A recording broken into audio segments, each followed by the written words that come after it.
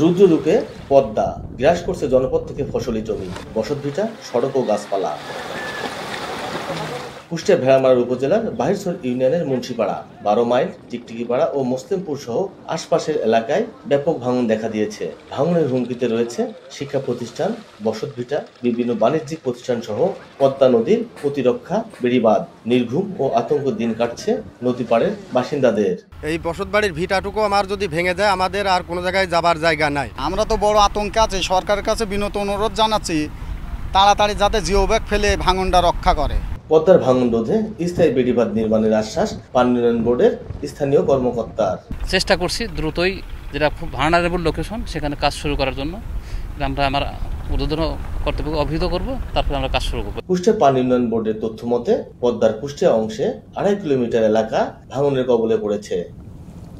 S M Rashed, সময় সংবাদ, কুষ্টিয়া।